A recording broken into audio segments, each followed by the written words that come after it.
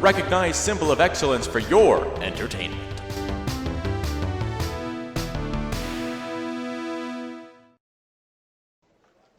One, two, three.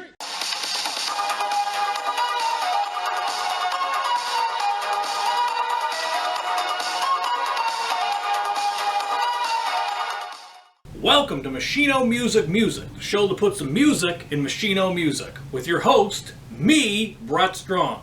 Today on Machino Music, it's a whole show on New Wave.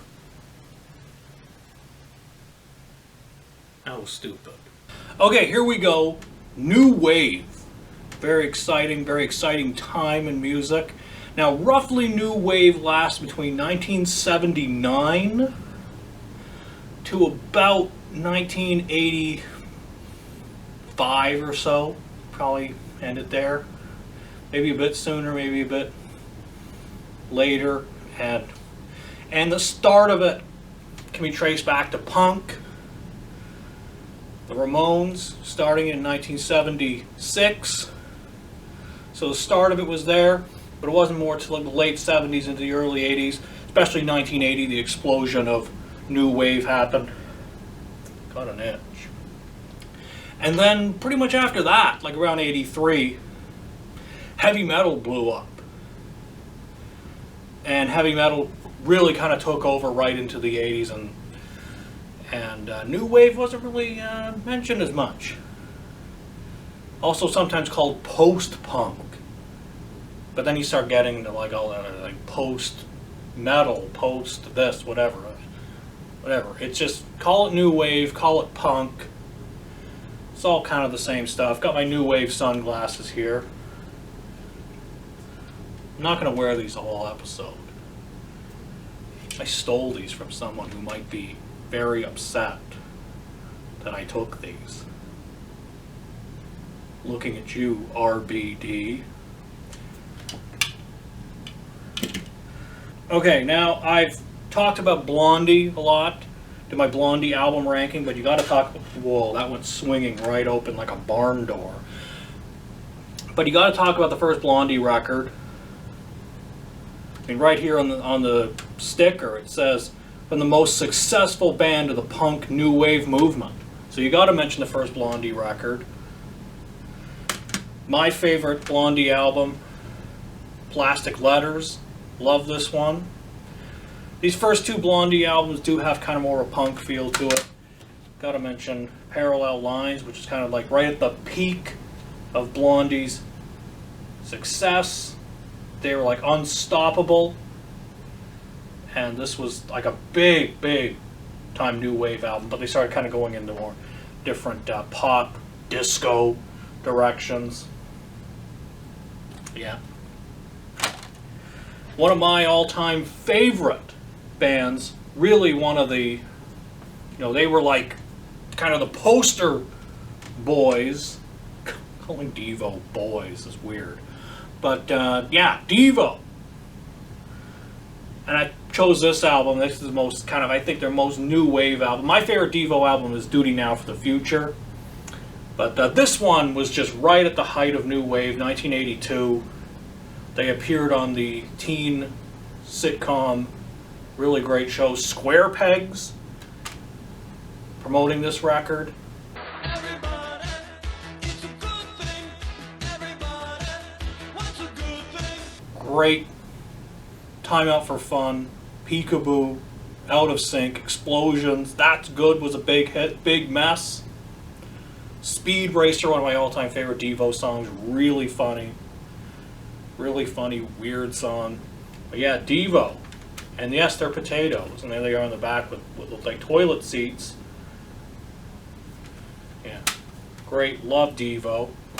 Here we got the Go-Go's, their first big album. Love this one, Beauty and the Beat, because it's like Beauty and the Beast, you see. But they're going with the beat, because they're a band. But yeah, love the Go-Go's. Iconic album cover. Here they are on the back. All the guys like Belinda. Belinda Carlisle. She was really cute. My favorite was always Jane Weedlin, the guitar player. She played Joan of Arc in Bill and Ted's Excellent Adventure. So I first became aware of her. And then realized, man, she's like the most outspoken, funniest, just always had something to say in interviews. Love her. Yeah. Gina Shock, great drummer. Yeah, love the Go-Go's. This had all the hits.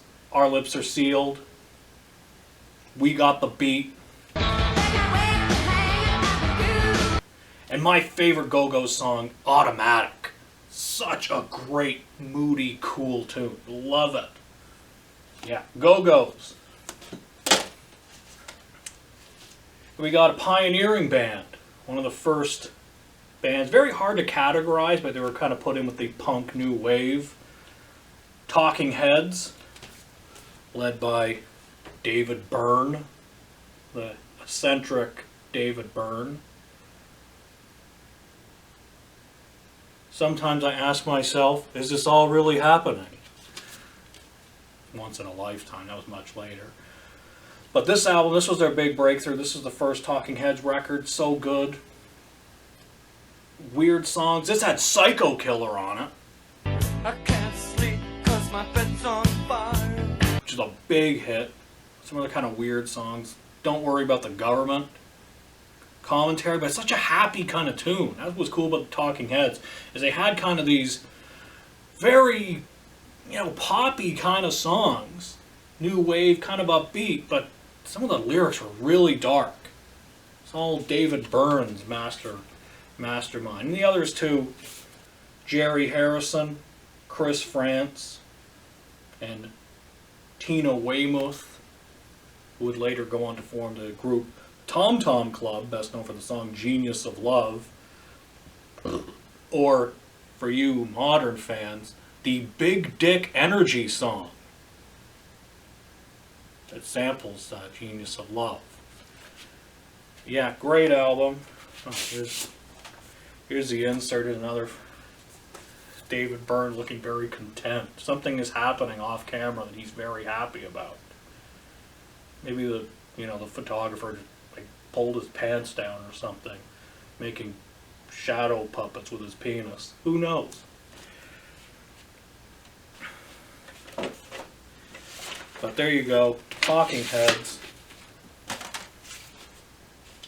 Got to mention Elvis Costello, the first Elvis Costello record, 1977. But yeah, this is a great, great album. Really got me into Elvis Costello when I heard this, or heard selected tracks from it. Welcome to the Working Week, Miracle Man. Allison was a big hit, as well as Watching the Detectives. Also, a couple of my favorite Elvis Costello tunes. The Angels Want to Wear My Red Shoes.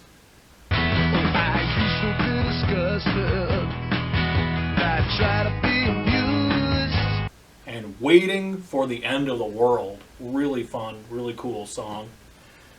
Yeah, great, fantastic album. There he is on the back. Love Elvis Costello. Making a Mess.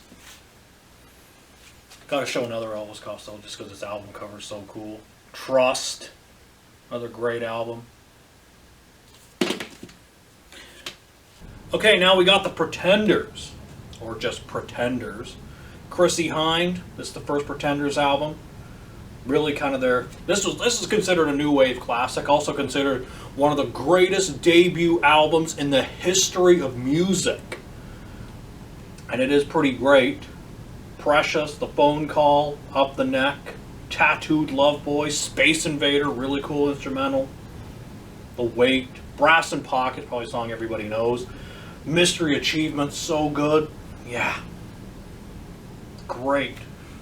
James Honeyman Scott in his shades. But yeah, really cool looking band. Also, gotta mention this, my favorite Pretenders album, Pretenders 2. Again, they look like a metal band on here. They were such a cool looking band. Love the Pretenders, The Adulteress. I stand accused of the worst crime in history. Message of Love. Pack It Up. Yeah, so good. Love this album. This is my favorite Pretenders record. Gotta mention the Cars. Very influential. New wave. Some people call it like a power pop. I'll get into a few one-offs a bit later. We'll kind of talk about some power pop kind of stuff. But yeah, love this. One of my old things. Cool. But yeah. The Cars. Rick Ocasek or Ocasek. Iconic album. Some people say this is their favorite Cars album. I love this one, but this is actually my favorite Cars album. Between this and Candy-O. But yeah, love this album. Shake It Up. Since You're Gone, such a fantastic song. The title track. Victim of Love. Think It Over. Great. Love this album. There's the back. Candy-O is a great album, but I can never find like a good vinyl copy of Candy-O. I have it on cassette, but it's such a great album cover. Pointing at this like this is the album cover. But every time I try and find a copy of Candy-O, some jerk puts their name on it. 'Cause he used to sign the albums. People used to write their names on the albums like, oh, this is mine. I got to take this home at the end of this party. So just, this is my name so you don't go mixing it up with your records. So why put it somewhere else? Put it here. Put it on the back. Don't put it on the great album cover. I'll point up to it. There it is. Such a fantastic album cover. And this little tiny picture doesn't do it justice. That's my rant for today.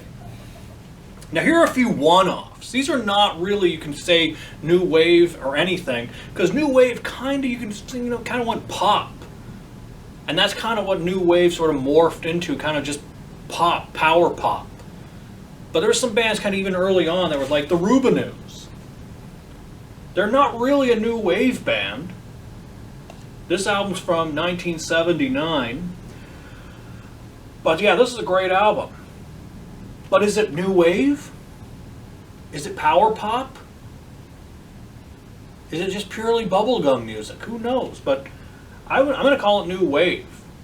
But yeah, here they are on the back. This was their big album. This had the song I Want to Be Your Boyfriend, which probably made famous later on when the Rubinoos accused Avril Lavigne of stealing the song for her song Boyfriend. They're kind of similar. You can hear the similarities. Also, the Rubinoos best known for their song for the Revenge of the Nerds, which is like them doing their best Devo impersonation. Doesn't sound like the Rubinoos. When I've actually heard the Rubinoos, I don't sound like the guys who did the Revenge of the Nerds song. But yeah, that's the Rubinoos. Wow, it's just very sunny yellow. There you go, Rubinoos. Back to the drawing board. Now this is another sort of one-off. This is a garbage copy of this Eliminator. I found this in a basement. That's why it's all beat to crap. But ZZ Top Eliminator. I got a better copy of this. It's in this pile somewhere.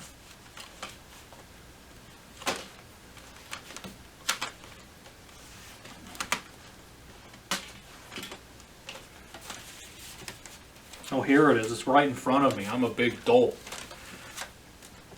But yeah, ZZ Top Eliminator. Great.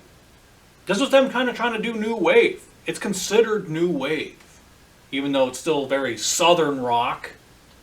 Texas heavy metal, as ZZ Top has also been referred to as.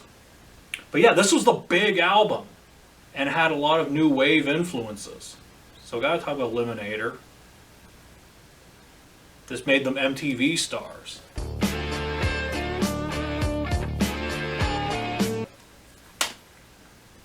Another one-off here. Reach on and go rummaging again. The first No Doubt album from 1992. No Doubt were very influenced by new wave and punk. They're even sometimes called a punk band, but they're kind of like more into the 90s alternative. But they were doing new wave in the 90s.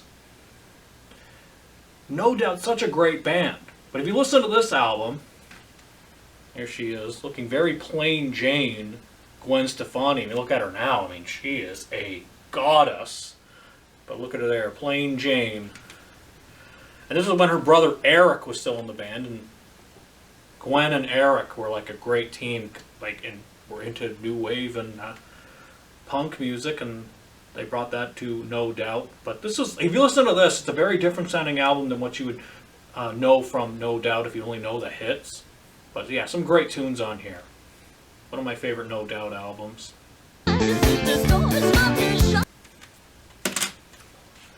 Also got Rick Springfield, Working Class Dog.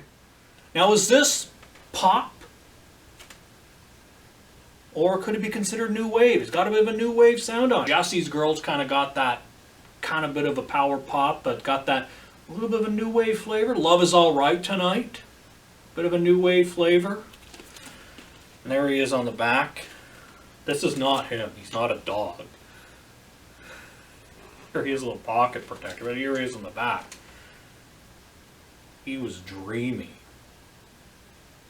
Yeah. Rick Springfield. But yeah, you could possibly call this a bit of a new wave, or maybe I just wanted to show it for some reason because it's one of the oddities. I don't even remember I have this record half the time. This is another one. We're going to finish with this. Glass Houses, Billy Joel. Billy Joel got on the new wave bandwagon. This is considered his new wave album. I mean, everybody was doing it. Alice Cooper got into new wave. He doesn't remember it because that was during his blackout period. But Billy Joel got on it. There he is. On the back there. Like threw the rock right at his face. But yeah, this is considered like a new wave album. It's got a very kind of new wave kind of feel to it. There's the Billy Joel band. Just a bunch of dudes. Sleeping with the Television On. Such a great song. I love that one.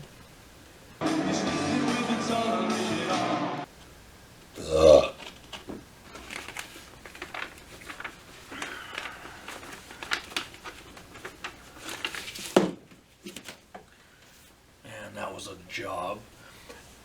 But yeah, this is a great, great album.